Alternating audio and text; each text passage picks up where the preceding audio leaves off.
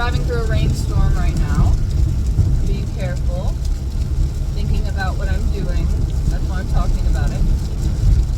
But I just wanted to make a video. I had an inkling to make a video. I'm not even sure what I'm going to say, but here I am. Gratitude. That is the first word that came to mind just now. I am grateful for so many things in my life.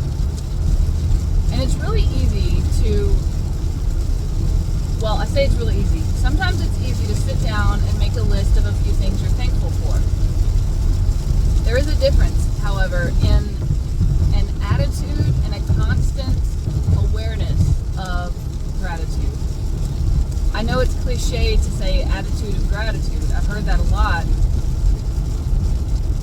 God bless that person that was in the ditch.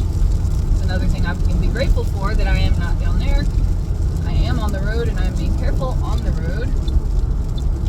So gratitude to me, it's a very powerful weapon. But more than that, it's a powerful armor. I've been through times in my life when if I was not grateful for something during the day, I lost my sense of hanging on to my reality. I lost my ability to believe that moving forward was the best way to go. When you lose your instinct to, well, you don't really lose your instincts. Let me take that back. When you lose your habit of paying attention to the good in your life, to the good in the world, that's when you lose your stamina. And so gratitude is like mitochondria. It's like fuel in a vehicle. Gratitude is what can keep you moving forward when you feel like you're going to get stuck. So you have an intense situation. I've heard people say, and it's quite debatable, there's a lot of ups and downs and a lot of gray areas with this. I've heard people say that, you wouldn't go through it if you couldn't handle it, or it's all happening for a reason, and things like that. And at times, those phrases and those pieces of wisdom make complete sense and help drive you forward. However, there are other times when those phrases are detrimental because you don't understand in that moment what the good could be that could come out of the pain that you're in. And that's not always what you need to hear in that moment. Sometimes you need to grieve. I was just reading a reminder today from the wellness program at my workplace that said basically when you have small losses, stop categorizing them, for one thing. Don't consider them small. Let them be what they are. When you have what you call quote-unquote small losses in your life, grieve them. Be sure to grieve those things. So you may be moving into a different area of the city and be away from your neighbor that you've been friends with for many years. Yes, you could still go visit them, so you justify to yourself that you shouldn't grieve this, that this shouldn't be something you're sad about or mad about or anxious about. It should just be something that you handle. Well, that's kind of like, as I'm sitting here in the car, tossing it behind you like a piece of trash that you decided you just throw in the back seat. So you toss it back and you say, I can handle that. I don't need to spend any of my waking time, trying to deal with that situation. That's not a situation that merits dealing with. It's just something I need to stop thinking about and continue with my life. And the article that I read said, no, if it matters to you, then it matters because you matter. And I love that. If it matters to you, then it matters, and because you matter. And so if something is painful painful for you, you have to absorb that pain and let it soak in, and like a sponge, you squeeze it out. But you do it with action. You don't just let it soak in to the point where eventually somebody just barely touches your sponge and everything just explodes out at one time. You have to let it be something that you soak in a little and then you squeeze it out. You let it go. But don't let it go too soon. Let yourself grieve that loss. Let yourself say, I really need to write a letter to my neighbor that I'm moving across town from. I want them to know how much I appreciate them, how much their friendship has meant to me. And you write that letter and you give it to them and you make it meaningful and you let that be a healing process. And I really appreciated that article today. I really appreciated reading that because I do see how those small things come back. And they come back and they become a lot bigger pain than you first expect. It's almost like you bump your toe a little bit, and then the next time you bump it, if it didn't heal already, then it hurts more. And it gets weaker if you continue to do it over and over. And so you have to deal with it when it first happens, even if it seems like it's small. One of the things it said in the article was to not categorize your pain. Leave the categories out. If it hurt, it hurt. If I'm sad, I'm sad. If I'm angry, I'm going to get to the root of that anger, and then I'm going to sort it out. I'm not just going to let it go.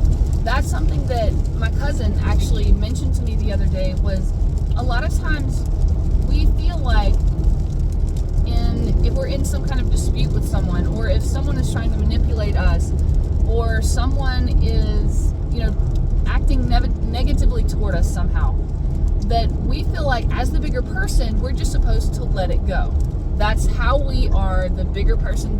That's how, as Michelle Obama would say, we go up, right? When they go, what is it? When they go low, we go high. I think that's it. So that's how we go high. We just let it go. But she said, I've been given really good advice. And it's that we don't always have to be the one to let it go.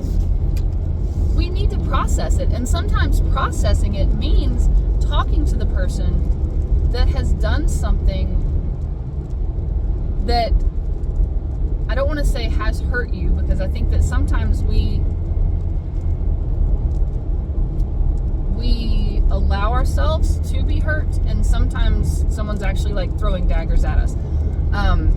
But basically, the person who's doing something that's bothering you, or who has said something that has hurt your feelings, or has confused you, or made you dive into your fear a bit for some reason, make sure you process that in a healthy way.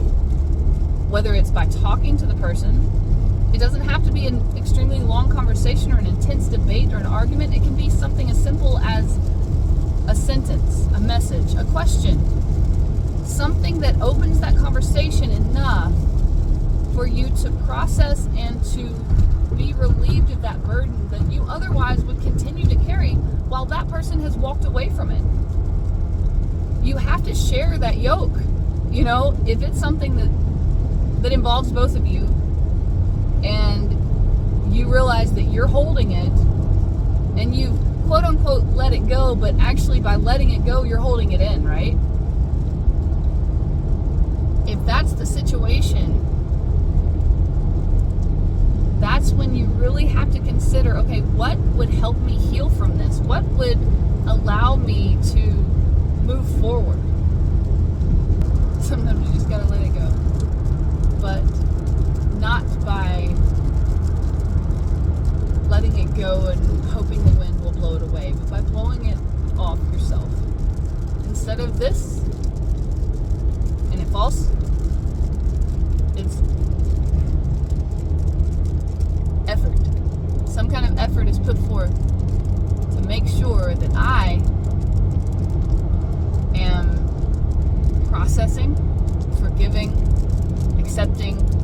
I need to do, but it's action.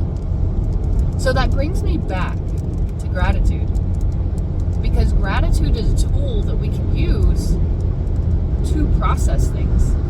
Sometimes when we look at a situation where we've been hurt, where we've been angry, where there's some negative emotion has come into play, we need to consider the good in it, not necessarily that the other person or the situation has any good in it, but we can consider what power do we have, the good inside of us that has the ability, has the skill, has the know-how, has the wisdom to handle this.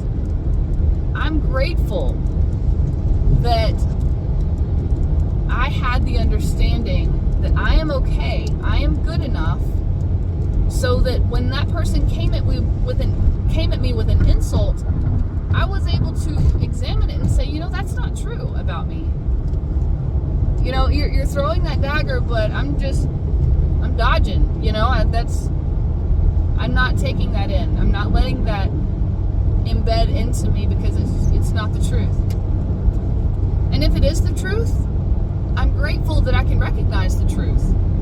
Because when I recognize that I've done something wrong, that gives me the power to change it. It gives me the power to, one, apologize if I need to, two, do something to make a change in my future interactions. So anything that we do,